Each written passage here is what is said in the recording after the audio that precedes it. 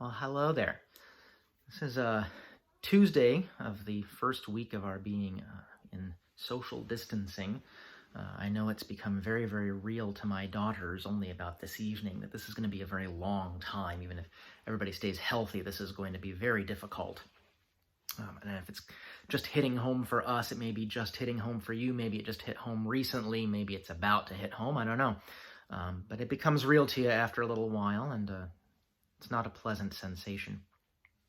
One of the things that we are having to cope with in all of this is, what do we do about visiting each other, and what do we do about celebrating communion? And those two things are connected because a lot of times our visits involve taking communion to people, and for some folks that's the only way we get access to communion.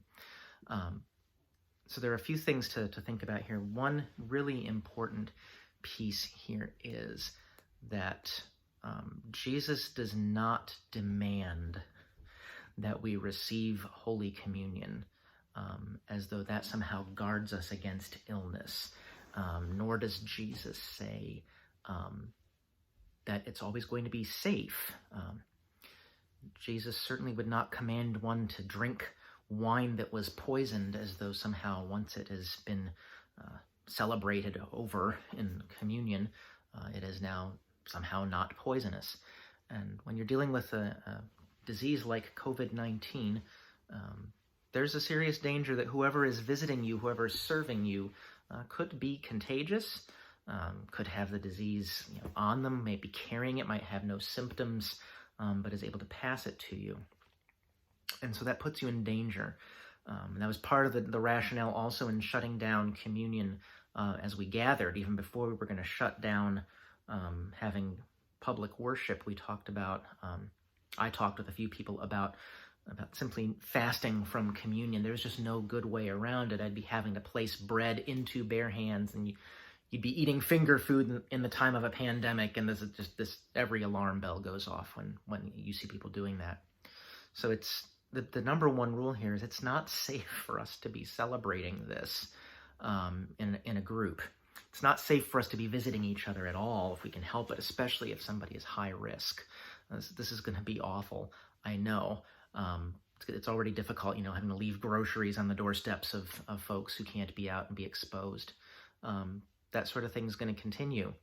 Having to make visits via phone or via video, via text, Facebook, whatever, is going to be the normal for a while.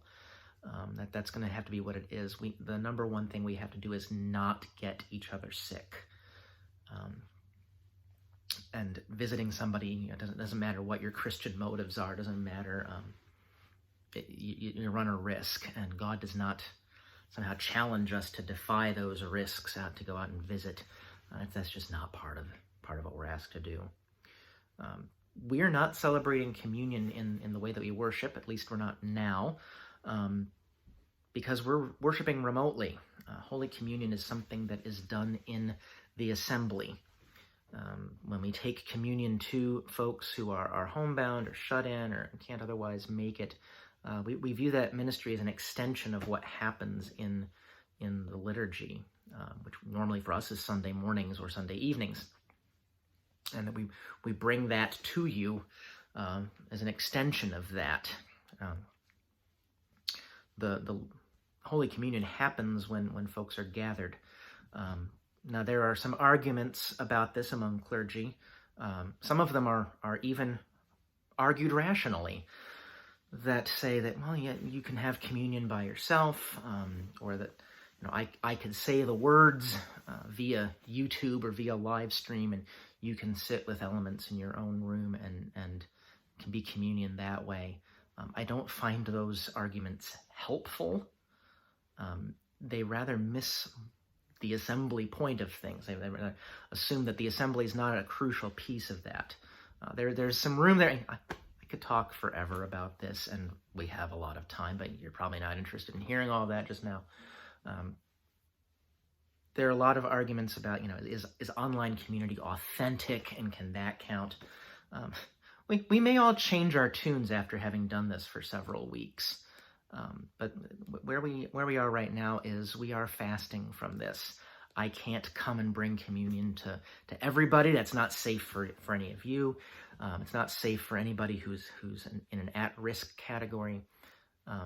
And since not everybody's able to be with us, we're all just kind of refraining from this. Christ is present in tons of ways. Luther reminds us there are 5 chief ways that God is present: through the Word, which is proclaimed, and that's the biggest one for him. Through holy baptism, which happens for us each once, but we live that baptism daily. Through Holy Communion, through the mutual conversation and consolation of the faithful. That's your phone call with your care provider or care receiver, your phone call with a fellow Christian, and with community in whatever form we're able to take it. We're going to have to make do with the forms of community we've got. That is where things are at the moment, and that is some of the rationale that's gone into these things. So if you're expecting a visit from a caregiver, from a Stephen minister, from a member of our caregiving team, that is really not a safe thing for us to do. It's not safe for the visitor or safe for you to be doing that. This is hard. We're Christians. We believe in being with each other, and it's hard for those, especially those of us who've been trained to come out and be with you. It's very hard to say no, but really is the best thing we can do to prevent the disease from spreading. We have to limit our social interactions, and that is the calling we all have right now. It's a tedious call. I mean, can you imagine God's monumental call is to stay inside and not interact with anybody. Some of us, that seems like a dream, but after a couple of hours, it wears off. But that is what we're having to do right now. So hang in there. There will be postings as regularly as possible. We'll be posting Vespers tomorrow. Probably that's tomorrow afternoon will be the Vesper service for our regular Wednesday evening prayer. So that'll come up, and be on the lookout for other things. I'm going to try to post. I can't promise every day, but trying to keep in touch as regularly as possible, and keep on the lookout on our Facebook page and for constant contact emails from us as well. Thank you. See you guys later, whenever later is.